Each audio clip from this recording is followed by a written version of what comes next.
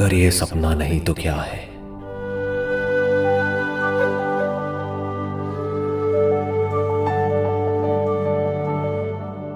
खुद ही मैं खुद को देखता हूं।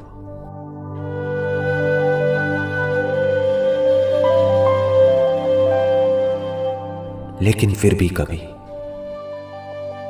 खुद में खुद को नहीं देख पाता। अगर ये मजाक नहीं तो क्या है? सपने में भी सपनों की दुनिया में रहता हूं और उन सारे सपनों के सच होने के सपने में जीता हूं।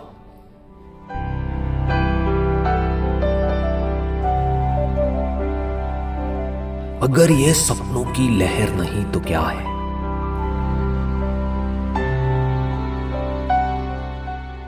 खुद से ही खुद को बनाकर, खुद ही से खुद को मिटाकर खुद ही मैं मिल जाता हूं।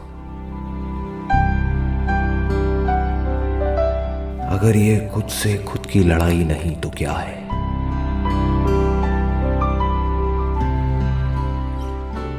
जागना तो चाहता हूं मगर डर है कि अपना सब कुछ खो दूंगा। अब करूं तो क्या करूं? इसमें भी कोई शक नहीं कि खुद को खोकर मैं खुद को पालूंगा।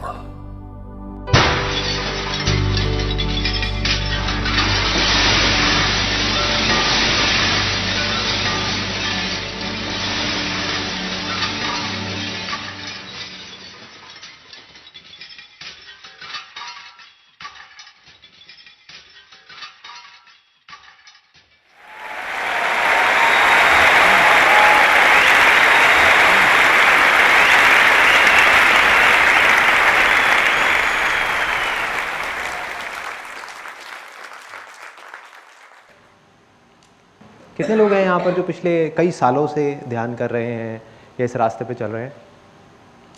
बहुत सारे लोग, ऑलमोस्ट सारे।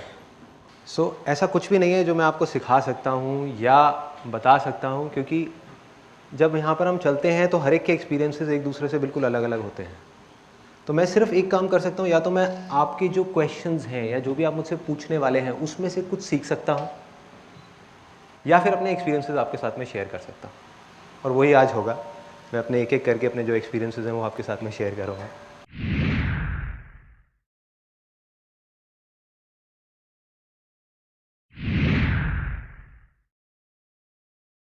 मैं अभी फिजियोथेरेपी के एक डॉक्टर के पास में जा रहा था, थोड़ा सा पेन हुआ था। मेरे बहुत अच्छे फ्रेंड हैं, तो वो एक बड़ा सिंपल सा उन्होंने मेरे से क्वेश्चन पूछा और मुझे हंसी आ गई। कहते कि यार रामायण में एक बात बताओ, लक्ष्मण ने उसकी सूर्पणखा की नाक काट दी।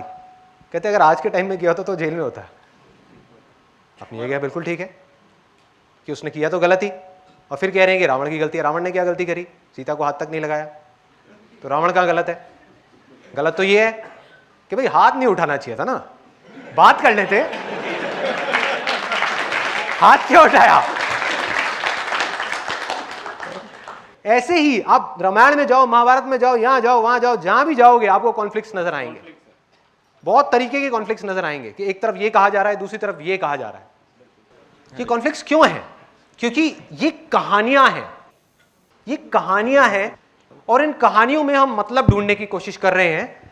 लेकिन हम मतलब ढूंढने की कोशिश कर रहे हैं उसको लिटरली देख करके। कहानी के फॉर्म में एक बहुत बड़े मैसेज को प्रिजर्व किया हुआ है। उस कहानी को जब आप अनफोल्ड करेंगे तो अंदर से एक मैसेज निकल करके आएगा, उस मैसेज को पकड़ना है। इन ग्रंथों के डीप में अगर आपको जाना है तो पहले खुद को जानना होगा, उसके बिना कहानी समझ नहीं आएगी। एक एक बात जो रामायण में है, जो महाभारत में है, या बाइबल में है, या कुरान में है, वो सच है। देखने का नजरिया अलग अलग है। एक नजर से हम देखेंगे वही चीज हमको गलत लगेगी, एक नजर से देखेंगे हमको सही लगेगी, लेकिन है वो सब सच, झूठ नहीं है। किस स्तर पे है वो जब आप अंदर जाओगे धीरे धीरे समझ आएगा कि राम है क्या, हनुमान क्या है, उसको वायु पुत्र क्यों बोला गया है, मेडिटेशन में ब्रेथ का इतना बड़ा रोल क्यों बताया गया है।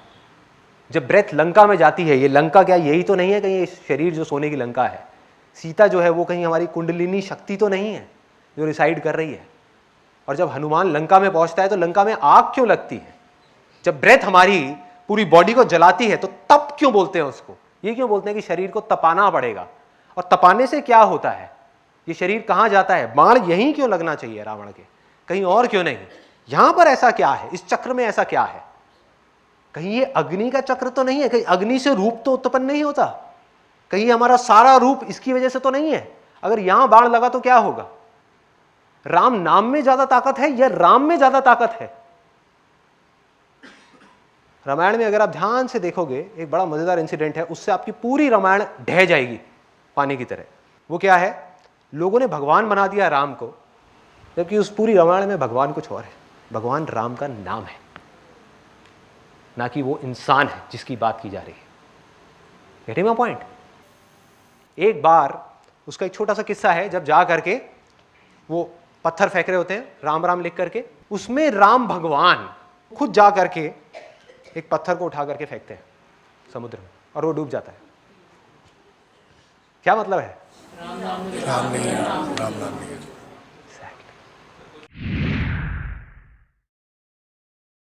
एक गाड़ी जा रही है, वहां पर एक ड्राइवर बैठा हुआ है, एक गाड़ी है, गाड़ी क्या है, आपकी बॉडी है। माइंड जो है वो आपका ड्राइवर है जो उस बॉडी को चला रहा है। आप बैठे हुए हो, आपको झपकी लग गई, नींद आ गई, आप सो गए हो। माइंड क्या कर रहा है, वो जागा हुआ है, वो जहां चाह रहा है वहां लेकर के जा रहा है और बॉडी को इधर उधर ठोक रहा है, धार धार धार धार धार धार धार। और पीछे बैठे बैठे आप बस झटके खा रहे हो, आप परेशान हो। ये हो रहा है, ये खेल है। तो जैसे ही आप जाग जाओगे क्या होगा, ड्राइवर को पता लग जाएगा कि भाई ये तो जाग गया है, आप थोड़ा तरीके से चलाओ गाड़ी। अब आप अगर उसको कहोगे कि तूने ये करना है तो वो ये करेगा, वो करना है तो वो करेगा। उस गाड़ी को जहाँ लेकर के जाना है वहाँ लेकर के जा सकते हो, जो चाहे वो कर सकते हो। ये तो आप कौन हो, जो पीछे बैठे हो, आप मालिक हो। मालिक नौकर बन गया और नौकर मालिक बन गया। ये जड़ है सारी की सारी प्रॉब्लम।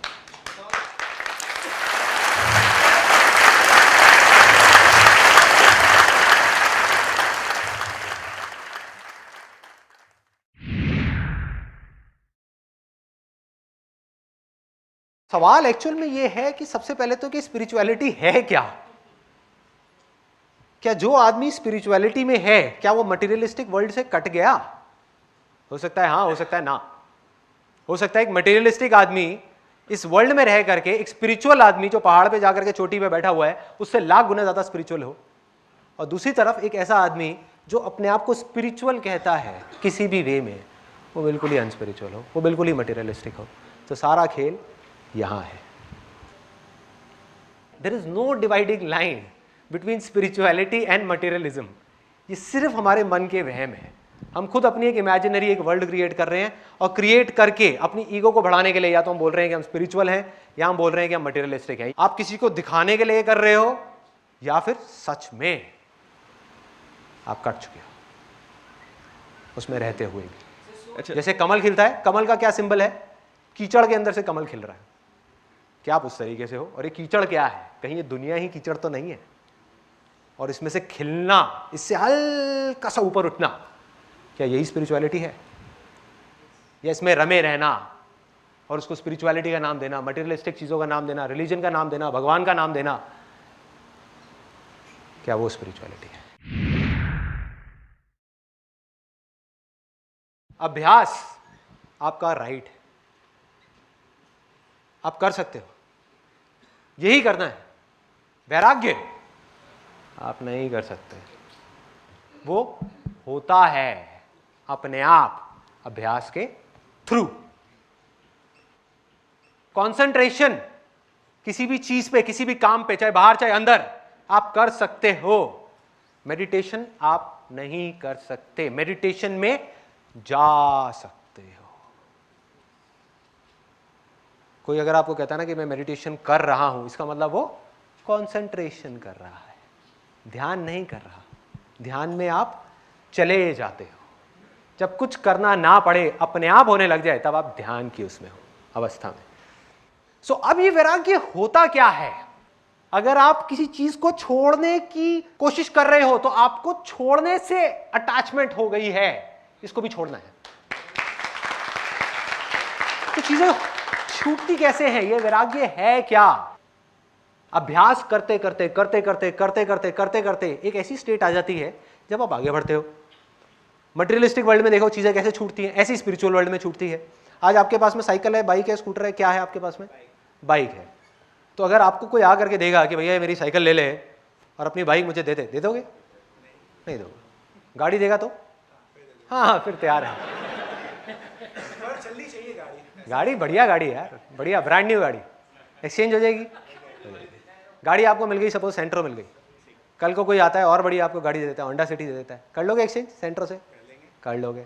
तो आपने क्या किया? सेंट्रो को छोड़ दिया और होंडा सिटी को पकड़ लिया। इसी को वैराग्य बोलते हैं। जब भी हमको कोई बड़ी चीज मिल जाती है तो छोटी अपने आप ही छूट जाती है, छोड़नी नहीं पड़ती। जिसके पास में सिर्फ बाइक है उसको आप बोलोगे मेरे को अपनी बाइक दे दे, आप अपनी जान लगा दोगे, अपनी बाइक नहीं दोगे, लड़ पड़ोगे उस आदमी से। 4 लोग भी आ जाएंगे, आप बाइक को नहीं छोड़ोगे, लेट जाओगे वहां सड़क पे, बाइक नहीं छोड़ूंगा, है ना? और गाड़ी मिल गई तो बाइक छूट गई। गाड़ी के बाद में जेट प्लेन मिल गया तो क्या आपको गाड़ी की टेंशन रहेगी? नहीं। फिर आप जेट को नहीं छोड़ोगे। जब जेट से भी बड़ा कुछ मिल गया तो जेट अपने आप छूट जाएगा। ऐसे ही स्पिरिचुअलिटी में समझ आने की बात है ना। Spirituality is nothing but understanding of the truth. जैसे जैसे आपकी समझ बढ़ती चली जाएगी, इसी को कॉन्शियसनेस बोला गया, इसी को नॉलेज बोला गया, अलग अलग नाम से उसको बोला जा रहा है। नॉलेज कहां से आती है? कॉन्शियसनेस के स्तर के बढ़ने से।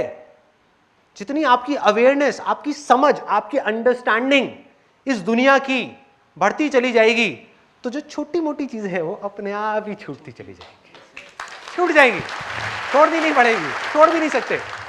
जब परम आनंद मिल गया तो छोटी छोटी चीजों में आपको कहां आनंद आएगा?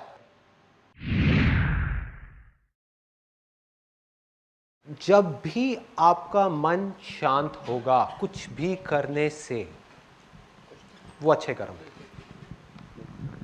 जिससे भी आपका मन अशांत होगा या दूसरों का मन अशांत होगा वो बुरे कर्म है। अगर इसका मैं बेस बताऊं, बेस कि क्या करना है और क्या नहीं करना, जो भी इस कैटेगरी में फॉल होता है वो अच्छे कर्म है, जो इस कैटेगरी से बाहर है वो सब बुरे कर्म है। वो क्या है? सबसे पहला सेल्फ इंक्वायरी, सबसे अच्छा कर्म है। इससे अच्छा दुनिया का कोई कर्म नहीं हो सकता। स्पिरिट ऑफ इंक्वायरी, वो इंक्वायरी की स्पिरिट क्या है कि मैं हूं कौन। इससे अच्छा कर्म दुनिया में और कोई नहीं है, हो ही नहीं सकता, क्योंकि ये आपको अंदर लेकर के जा रहा है, बाकी सारे विचार आपको बाहर लेकर के जा रहे हैं। तो कितने लोगों के अंदर ये सवाल उठाए कि मैं कौन हूं, कहां से आया हूं, कहां जाने वाला हूं। इससे अच्छा कोई कर्म नहीं है इस दुनिया में। इसको पकड़ करके रखो। जब तक ये सवाल आपके अंदर है, आप अच्छे कर्म कर रहे हो। जिस दिन ये सवाल आपके अंदर से निकल गया, आप बुराई के रास्ते पे अपने आप ही चल पड़ोगे। चलोगे नहीं, चलने लग जाओगे। दूसरा क्या है? Self control. जो करने से आपका सेल्फ कंट्रोल बढ़ रहा है, किसके ऊपर? अपनी 10 इंद्रियों के ऊपर। जो हमारी 5 ज्ञानेंद्रियां हैं, 5 कर्मेंद्रियां हैं, और एक एकदश इंद्रिय जिसको बोला गया माइंड। अगर सिंपल वे में देखा जाए तो इस 11 के बाहर और कुछ भी नहीं है। सिर्फ इन 11 पे आपको कंट्रोल करना है। वही लोग नहीं कर पा रहे। फॉर एग्जाम्पल, एक आदमी कहता है कि मैंने स्विमिंग सीख ली। कहां सीखी? पानी के बाहर। पानी के बाहर। तब पता लगेगा उसको स्विमिंग आती है नहीं जब वो पानी के अंदर जाएगा। तो जब वो इंद्रियां आपके ऊपर हावी होती हैं, तब उस समय आपको अपनी विल पावर को, अपनी इच्छा शक्ति, जो इच्छा शक्ति किसकी है? उसी की है, अंदर जो है, उसकी इच्छा शक्ति को लेकर के सामने आना है। और उस समय धीरे धीरे अगर आपका अपने ऊपर कंट्रोल आता चला गया, एक ऐसी स्टेट आ जाएगी जब आपको कंट्रोल करना नहीं पड़ेगा। ये सब 10 की 10 इंद्रियां आपके कंट्रोल में होंगी। चाहोगे तो करोगे, चाहोगे तो नहीं करोगे। चाहोगे तो यहां से कुछ आएगा, चाहोगे तो नहीं आएगा। और एंड में जो 11वीं इंद्री बच जाएगी, जो सबसे ज्यादा पावरफुल है, वो है माइंड। धीरे धीरे जब ये 10 इंद्रियां हटेंगी, उसके बाद में जब ये माइंड आएगा आपके सामने निकल करके, विच इज वेरी पावरफुल, बहुत पावरफुल है, क्योंकि आपकी सारी पावर्स इस माइंड के अंदर है, सारी पावर्स। और इसके युद्ध को, इस माइंड के साथ के युद्ध को बोला गया है रामायण और महाभारत। इस युद्ध की बात है। ये कुरुक्षेत्र है ना, ये बॉडी ही कुरुक्षेत्र है। यही सोने की लंका है, इसको जलाना है, इसी के अंदर युद्ध होने हैं, तरह तरह के युद्ध होने हैं। अब उस युद्ध को कैसे लड़ना है, यही अभ्यास है, यही स्पिरिचुअलिटी। और इस युद्ध को लड़ करके कैसे जीतना है। जब आप जीत जाओगे तो धर्म की स्थापना अपने आप हो जाएगी, करनी नहीं पड़ेगी, उसी को धर्म बोलते हैं। तब तक, जब तक कि आप नहीं जीतते उस युद्ध को, तब तक सब इमेजिनेशन है, इमेजिनेशन है। अधर्म में हम धर्म की बात करते चले जाएंगे और कहेंगे हम धर्मात्मा है। अरे ना भाई ना। करीबन 1 साल पहले मैं धर्मशाला गया था और वहाँ जा करके एक पहाड़ है जहाँ पर कोई गाड़ी नहीं जा सकती, वहाँ से 20 मिनट पैदल चल के जाना होता है। और वहाँ पे जा करके एक होटल बना हुआ है, वहाँ पर अपनी सांसों की भी आवाज़ शोर सुनाई देती है। तो मैं 10 दिन तक वहीं था और मैं बैठा हुआ बाहर ध्यान करने के लिए। शाम को करने बैठा था करीबन 4-5 बजे और 7-8 बज गए, 9 बज गए, मुझे नहीं पता कितना क्या टाइम हो रहा था, रात हो गई थी। और रात होते होते वहाँ पर बहुत तेज़ मेरे कानों के अंदर एक झिंगुर की आवाज़ सुनाई देने लगी। झिंगुर पता है सबको क्या होता है, जंगल में नहीं होता वो गर्र करके वो आवाज़ें आती हैं। उस आवाज़ को मैंने देखना शुरू किया। देखना मतलब मन की आंखों से देखना, एक आंख से देखना, जिसमें एक आंख से देखने की बात करी गई है ना, एक आंख से देखना, उसको देखना शुरू किया बंद आंखों से। जब उसको देखा तो वो एक आवाज़ नहीं थी, वो 2 आवाज़ें थी। 2 के बाद में और दिखी, फिर और दिखी, फिर और दिखी, उसके अंदर कई आवाज़ें थी। उस एक झिंगुर की आवाज़ में बहुत सारी आवाज़ें थी। उस आवाज़ को तोड़ा तो समझ आया कि ये एक आवाज़ नहीं है, एक लग रही थी, एक नहीं है, उसके अंदर बहुत सारी आवाज़ें हैं। जैसे एक वीडियो देखते हैं, वीडियो में 1 सेकंड में 25 फ्रेम निकल जाते हैं, 25 स्टिल फोटोग्राफ्स निकलती है। देखने में क्या लगता है कि मैंने 1 सेकंड देखा, जबकि 25 फ्रेम निकल गए। सोचो अगर उसको स्लो मोशन में कर दिया जाए तो आपको समझ आएगा कि ये हो क्या रहा है, फिल्म चल कैसी रही है। तो जैसा आप फिल्म के बारे में सोच रहे हो और जो फिल्म है उसमें फ़र्क आता चला जाएगा। ऐसे ही आवाज़ में है, ऐसे ही हर चीज़ में है, ऐसे ही स्मेल में है, हर चीज़ में है। जो भी हमारी इंद्रियां हैं, जो हम सोच रहे होते हैं, जैसा हमको दिख रहा होता है वो कुछ और होता है, रियलिटी कुछ और होती है। ये हमारी माइंड की परसेप्शन होती है जो उसको इंटरप्रेट करके उस साउंड को देती है। जैसे ही मेरा ध्यान उस आवाज़ पे जा रहा था, वो एक्सपैंड करती चली जा रही थी, बढ़ती चली जा रही थी। ध्यान हटा, वहां से दूसरी आवाज़ की तरफ आया जो बेस था, जिस आवाज़ के ऊपर ही आवाज़ टिकी हुई थी, तो आवाज़ गायब। गायब कहां से आई, कहां गई, पता नहीं। तो जब तक मैं देख रहा था बहुत सारी आवाजें थी, जो आवाजें एक उस आवाज में से निकल करके आ रही थी, उसी में से आई, उसी में से गई, उसी में से आई, उसी में से गई। उसको भी देखना बंद किया तो मैं भी नहीं था, कुछ नहीं था, कुछ नहीं। तो इस एक्सपीरियंस से मुझे क्या समझ आया, ये चीज हो गई। और कई बार क्या होता है कि वो चीज हो जाती है, यहीं पे सेल्फ इंक्वायरी का बहुत बड़ा रोल आता है। जो मैंने आपको कहा ना, सेल्फ इंक्वायरी, हर चीज को समझना है, सिर्फ एक्सपीरियंस नहीं करना, उसको समझना भी है कि क्या है, क्यों है, कैसे है, क्या हो रहा है, कैसे हो रहा है। तो उस समय नहीं समझ आया, उस समय तो बस ये एक्सपीरियंस रजिस्टर हो गया। लेकिन जब बाद में इसके बारे में मैंने समझने की कोशिश करी तो मेरे को 2 चीजें मोटी मोटी समझ में आई। एक ये कि जब भी हम अपना ध्यान किसी भी चीज की तरफ लगा देते हैं, चाहे वो आवाज हो, चाहे वो लाइट हो, चाहे वो कुछ भी हो, वो एक्सपैंड करने लग जाती है, वो बढ़ने लग जाती है। दूसरी चीज जो समझ आई कि वो आवाज थी, मुझे लगता क्या था कि वो आवाज है, इसलिए मैं उस आवाज को सुन रहा हूं। जबकि सच्चाई क्या थी कि मैं सुन रहा था, इसलिए वो आवाज थी।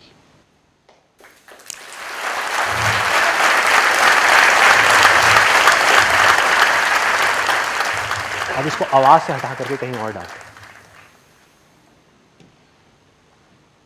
आप हो, इसलिए मैं आपको नहीं देख रहा, मैं देख रहा हूं, इस वजह से आप हो, नहीं तो आप हो ही नहीं। उसमें सिर्फ आप नहीं हो, मैं भी हूं। ये सब एक ही है, अलग नहीं है। आप भी जो देख रहे हो, चाहे अपने आप को देख रहे हो शीशे में, चाहे इनको देख रहे हो, चाहे मुझे देख रहे हो, मैं हूं नहीं। आप देख रहे हो, इस वजह से मैं आपको दिख रहा हूं। जहां आपने देखना बंद किया, मैं हुई नहीं। ये हो गया जो मैं अपने एक्सपीरियंस के बेस पे आपको बता रहा था। प्रैक्टिकली समझना है कैसे होता है, साइंटिफिकली समझना है कैसे होता है, क्वांटम फिजिक्स को स्टडी करना शुरू कर दो। क्वांटम फिजिक्स के बारे में किसी ने सुना है? साइंस है, कोई स्पिरिचुअलिटी नहीं है, कोई थियोरेटिकल बातें नहीं है। यही जो बात मैं आपको बोल रहा हूं, ऑब्जर्वर इफेक्ट बोलते हैं इसको। जब कोई देख रहा है तो मैटर है, ये मैटर है। नहीं देख रहा है तो सिर्फ वेव्स है, ऊर्जा है जो बह रही है। देखने से सब चीजें मटेरियलाइज होती चली जा रही है, बनती चली जा रही है। तो मैं आपको देख कहां रहा हूं और कौन देख रहा है? क्या आप सच में हो या मेरी सिर्फ एक इमेजिनेशन हो? इसको मैं एक सिंपल एग्जाम्पल के थ्रू, सिंपल, जिसको कोई छोटे से छोटा बच्चा भी समझ सके और बड़े से बड़ा आदमी भी समझ सके, किसी भी स्टेट में हो वो मेडिटेशन में, बिगिनर लेवल पे है या बहुत एडवांस लेवल पे है, वो समझ जाएगा, कोई भी समझ सकता है। इसके लिए मुझे एक वॉलंटियर चाहिए जो यहां पर आना चाहे। एनीबडी, आप आंखें बंद कर लीजिए। अब ना जो मैं कहूंगा उसको आपको इमेजिन करते चले जाना है। अब जो मैंने अभी आपको कहा है ना, उसका लाइव आप एक एग्जाम्पल देखने वाले हैं। लाइव एग्जाम्पल अपने सामने कि बेसिकली क्या होता है, क्या क्या खेल है ये माया है क्या, कर्म क्या है, धर्म क्या है, मोक्ष क्या है, मुक्ति क्या है, जन्म क्या है, मरण क्या है, लाइफ क्या है, डेथ क्या है, आफ्टर डेथ क्या है, बिफोर लाइफ क्या है, वो सब कुछ है इसके अंदर। अगले 10 मिनट के अंदर अंदर सब क्लियर होता चला जाए। अब ये मत समझना मैं इनको हवा में उड़ाने वाला हूँ। जादू नहीं है भाई। आप में से कितने लोग सपने देखते हैं रात को सोते समय? सब देखते हैं। जब आप सपना देख रहे होते हैं तो सपना सच लग रहा होता है या झूठ लग रहा होता है? सच लग रहा होता है। सपने कैसे आते हैं ये देखना है अपने को। कोई ना कोई अंदर डिजायर होता है तभी सपना आ रहा है। बहुत बार आप देखेंगे जो सपना है वो हमारे किसी ना किसी डिजायर से रिलेटेड ही आता है। जो आप रियलिटी में नहीं कर पा रहे हो उसको सपने में करने की कोशिश कर रहे हो। होता है ऐसा? सबके साथ होता है। कई बार एब्स्ट्रैक्ट सा कोई सपना आता है, इसका मतलब वो डिजायर तो है लेकिन आपको पता ही नहीं है कि आपके कितनी गहराई में जाकर के वो डिजायर है जिसकी वजह से वो सपना आ रहा है। बिना कामना के सपना नहीं आ सकता।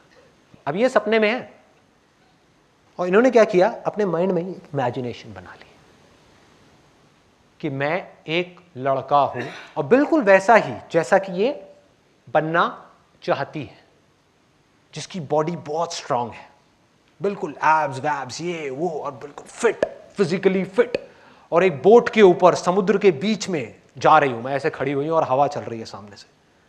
इतनी देर में इनकी नजर पड़ी एक मछली के ऊपर। एक मछली, बड़ी सुंदर सी मछली, गोल्डन कलर की, वो मछली जा रही है। जबकि क्या वो इनसे अलग है? वो मछली क्या है? वो भी तो इन्हीं की इमेजिनेशन है। अब इसको ध्यान से समझना, एक एक करके लेयर्स आती चली जाएंगी, लेयर्स खुलती चली जाएंगी। सिंपल है लेकिन बहुत डीप है। अब वहां से क्या हुआ कि जैसे ही मछली को देखा तो मछली को देख करके ख्याल आना जायज है, यार इंसान होने की बजाय, ये लड़का होने की बजाय अगर मैं मछली होता तो समुद्र के नीचे की दुनिया जा करके देखता, बिना कोई मास्क लगाए, बिना कुछ करे। ये भी एक दुनिया है, मजा आ जाता। कामना उठ गई, डिजायर उठ गया। Desire is the root cause of existence. यही कर्म है। जहां डिजायर उठा कर्म हुआ। अब जैसे ये डिजायर उठा, इमीडिएटली उसी मछली के अंदर पेट में ये पहुंच गई। और सपने में टाइम और स्पेस नाम की कोई चीज नहीं है। जो हमारी रियल लाइफ में चीजें 50 साल में होती हैं वो सपने में 50 सेकंड में हो जाती है। तो क्या हुआ, इमीडिएटली इनके अंदर वो आया, उसके अंदर पेट में वो पहुंची और वहां से वो निकली और फटाफट से बड़ी हुई और तैर रही है। अब ये क्या बन गई? मछली। अब उस लड़के को भूल गई। अब ये मछली है और मछली की दुनिया देख रही है। मछली की नजर से दुनिया को देख रही है, चाहे उस लड़के को देख रही है, चाहे समुद्र के अंदर देख रही है, चाहे यहां, चाहे वहां, चाहे यहां, वहां, वहां, वहां। अब इनके अंदर डिजायर उठा। मछली है, गोल्डन कलर की, बड़ी सी, अच्छी सी, सुंदर सी मछली जा रही है, जा रही है, जा रही है, जा रही है। एकदम से इनकी नजर पड़ी कि यहां पर एक और मछली है जिसके साथ में उसके 2 छोटे छोटे बच्चे हैं। और उसने कहा कि यार काश मेरे भी 2 बच्चे होते। बड़ा सिंपल सा डिजायर है। उठेगा ये? अगर सपने की आप गहराई में जाओगे ऐसे तो सपने बनते हैं, बस ये है कि हम उसको देखते नहीं हैं, हमें पता नहीं लग रहा होता कैसे बन रहे हैं। मैं आपको चेन बता रहा हूं कि कैसे बनते हैं, कैसे बनते हैं। एक सपने में से एक सपना बना जहां पर ये लड़का है, वहां पर से एक सपना बना जहां पर ये मछली है, और मछलियों को और उनके बच्चों को, उसकी फैमिली को देख करके इनके अंदर एक और डिजायर उठा कि मेरी भी फैमिली होनी चाहिए। जैसे ये डिजायर उठा, उनके अंदर से मछलियां बाहर आ गई। अब ये भी 2 मछलियों के साथ में तैर रही है, और क्या बोला इन्होंने कि ये दोनों मछलियां, ये जो दोनों हैं, ये मेरी है, बाकी कोई मेरा नहीं है। इस मछली के लिए ये वाली, क्योंकि वो पीछे का सब भूल चुकी है, उसके लिए आज की जो रियलिटी है वो क्या है, सपने के अंदर, इस लेयर के अंदर, कि ये जो बच्चे हैं ये मेरे हैं, जबकि सब कुछ ही इनका है। समझ गए क्या हो रहा है? वो लड़का भी यही है, मछली भी यही है, सब कुछ यही है। अब एक दिन एक शिकारी आया और उसने आ करके कांटा फेंका, और कांटा जा करके, ये तो बड़ी थी, ये तो बच गई, इन्होंने देखा एकदम से, लेकिन जो बच्चा है जिससे आपको इतना प्यार है, जिसके साथ पता नहीं कब तक आप खेलते रहे, और बड़ा जबरदस्त अटैचमेंट है, क्योंकि उस अटैचमेंट को आप अपने माइंड के लेवल पे, बॉडी के लेवल पे फील कर चुके हो, बहुत अच्छे तरीके से आप फील कर चुके हो। और जैसे ही उसके गले में कांटा पड़ा, वो छटपटाने लगा। आपका जो बच्चा है, एक बच्चा है, दूसरा वो रोने लगा, जो दूसरी मछली है, और आप उसको देख रहे हो, अपने बच्चे को आप बचाने की कोशिश कर रहे हो, उस कांटे से लड़ रहे हो, अपने आप को उससे जाकर के टकरा रहे हो, लेकिन आप उसको छुड़ा नहीं पा रहे। और धीरे धीरे करते करते वो बेचारी खून ही खून चारों तरफ, और उसको ऊपर से खींच लिया, एक शिकारी ने खींच करके अपने पास में रख लिया। अब भयानक गुस्सा है और बदला लेने की भावना आई अंदर से, आएगी कि कौन है, मैंने किसी का क्या बिगाड़ा था, मैंने किसी का क्या बुरा किया था जो मेरे बच्चे को मार दिया। मैं अच्छी खासी खेल रही थी अपने बच्चे के साथ में, क्या दिक्कत थी? कोई दिक्कत नहीं थी। क्यों आकर के शिकारी ने मारा मेरे बच्चे को, क्यों मारा? और उनके अंदर गुस्सा भर गया, भयानक गुस्सा, बदला लेने की भावना आई कि मैं उस शिकारी को छोड़ूंगी नहीं। ऐसा ही होगा अगर रियल लाइफ में, इमेजिन करो अगर आप में से किसी के बच्चे के ऊपर कोई हाथ डाल दे, आप क्या करोगे? यही तो करोगे ना, गुस्सा आना जायज है। आप कहोगे मैं नहीं छोड़ूंगा, मेरे बच्चे को कैसे मारा इसने, मैं नहीं छोड़ने वाला। यही हुआ इनके साथ में। तो सपनों की एक लेयर में से दूसरी लेयर में से एक और लेयर निकल गई, और हर लेयर अपने आप में कंप्लीट यूनिवर्स है, एक कंप्लीट दुनिया है। और जैसे ही ये कामना उठी, जैसे ही ये डिजायर उठा इनके अंदर, इमीडिएटली ये यहां से हट करके कहां पहुंच गई? एक लेडी थी जो फॉर एग्जांपल प्रेग्नेंट होने वाली थी, तो सीधा उनके कोख में पहुंच गई, उनके अंदर वहां पे गई, जा करके पैदा हुई, पैदा होते ही बड़ी हुई और बड़ी हो गई। वहां पर वो लड़का है, बदला लेने के लिए पैदा हुई। उसने जा करके मारा उस शिकारी को, और वो शिकारी मर गया। और अब हुआ क्या कि वो शिकारी जिसने एक मछली के बच्चे को मारा था, वो कांटा फेंका था, वो कौन था? वही आदमी जो उस नाव पे चल रहा था। समझ आ रहा है? वो पहला, यहां से क्या बनी थी? एक लड़का बनी थी जिसकी बॉडी बहुत स्ट्रांग थी, जो बोट पे जा रहा था। क्या था वो? वही तो शिकारी था, वही तो है वो शिकारी जिसको बूढ़ा होने के बाद में मारा गया है। वो भी यही, और वो भी वही, और वो भी वही, और वो भी वही, और वो भी वही। अब सबसे मजेदार चीज, आप एक बार आंख बंद करिए। ये जो पूरी दुनियाएं क्रिएट हुई है, यहां से यहां, यहां से यहां, यहां से यहां, यहां से यहां, ये सब कहां है? इनके अंदर है ना? इनके अंदर ही तो है। तो अभी यहां पर जो कुछ चल रहा है, मेरा सिंपल सा सवाल यह है कि ये कहां है? आपको ये तो समझ आ गया कि आगे तक की जितनी चेन थी वो सब इनके अंदर ही है, कि पीछे की चेन कहां है? कहां है? जहां पर टाइम और स्पेस नाम की कोई चीज नहीं है। यही सवाल है जो आपको अपने अंदर भरना है, अपने अंदर डालना है। ये आपको एंड तक ले जाएगा, एंड तक ले जाएगा कि अगर मेरे सपनों की दुनिया में मैं यहां से वहां, वहां से वहां, वहां से वहां, वहां से वहां, जहां टाइम भी क्रिएट हो रहा है, स्पेस भी क्रिएट हो रहा है, लोग भी क्रिएट हो रहे हैं, दुनियाएं भी क्रिएट हो रही है, दुनिया के अंदर दुनिया बनती चली जा रही है, सब कुछ होता चला जा रहा है, तो मैं ये कैसे कह सकता हूं कि ये जो हो रहा है ये भी मेरी पीछे कोई इमेजिनेशन नहीं थी? हो सकता है कि जो कुछ मैं कह रहा हूं वो सब बकवास हो सकता है उसमें कुछ सच हो। उसका जवाब सिर्फ और सिर्फ आपको अपने अंदर जाकर के मिलेगा, बाहर से नहीं मिल सकता। I don't believe in the word God, I believe in God, which is nameless. For example, एक आदमी है जो यहां पर पहुंच गया है ना, और अपने आप को शीशे में खड़े होकर के देख रहा है। खड़े आप भी वहीं हो, देख आप भी रहे हो, फर्क क्या है, उस शीशे पे धूल जमी हुई है। अब उसकी सारी धूल हट गई, अब वो खुद को देख रहा है, खुद के निराकार रूप को देख रहा है, जो बेस है हर चीज का। सब कुछ बदल रहा है लेकिन वो नहीं बदल रहा, वो वहीं का वहीं है, बिल्कुल स्टिल है, और उसी के अंदर सब कुछ हो रहा है। और आप जब उसको देख रहे हो तो कोई उसको देख करके बोल रहा है कि ये परमात्मा है, कोई कह रहा है कि हम इसके बच्चे हैं, बिल्कुल ठीक है, क्यों नहीं है? ये कहना गलत होगा? गलत क्यों है? यहीं से तो आप आए हो ना। उसी रिफ्लेक्शन में जब खुद को देख रहे हो, जब आप खुद के दर्शन कर रहे हो, तो आपको यह लग रहा है कि वो अलग है, क्योंकि आप खुद को कभी नहीं देख सकते। लेकिन जिस प्योरिटी में जाकर के लास्ट स्टेट में आप खुद को देख रहे हो, तो वो आप खुद ही हो। डीपर रियलाइजेशन आपको है, लेकिन आपको लग रहा है कि इसके बियॉन्ड भी कुछ है। तो कोई कह रहा है कि ये भगवान है जो दिख रहा है, जो निराकार है, जो ये है, जो वो है, और वो बिल्कुल ठीक कह रहा है, क्योंकि अब वो डिपेंड करता है किस वे में कह रहा है। वो कह रहा है कि इस बॉडी के लेवल से जब मैं उसको देख रहा हूं, तो एक लहर को अगर देखा जाए तो लहर समुद्र का बच्चा ही हुई ना। तो वो कह रहा है I am the son of God, मैं बच्चा हूं और वो भगवान है, वो सच कह रहा है। कोई कह रहा है भगवान ने दुनिया बनाई है, बिल्कुल सच है, भगवान ही रहा। लेकिन भगवान ने बनाई है, भगवान में से जो निकला उसने बनाई है, वो भी तो भगवान ही है, वो भी सच है। झूठ किसे कहोगे? कोई कह रहा है अहम ब्रह्मस्मि, अनल हक, आई एम दैट, कि मैं ही वो हूं, वो भी सच है। कहने का तरीका अलग अलग है, कहने का तरीका थोड़ा सा अलग अलग है, सब सच है, झूठ कुछ भी नहीं है। कहने का तरीका अलग अलग है। जो भक्ति में जाकर के डूब करके बोलेगा वो कहेगा परमात्मा है, जो ज्ञान में जाकर के डूब करके बोलेगा, साक्षात देख करके बोलेगा, वो कहेगा अरे तो मैं खुद ही हूं। बातें किसी ने भी गलत नहीं कही, ना जीसस ने, ना इसने, ना उसने, ना उसने, किसी ने गलत नहीं कही, सबने एक ही बात कही है। लोगों ने क्या किया?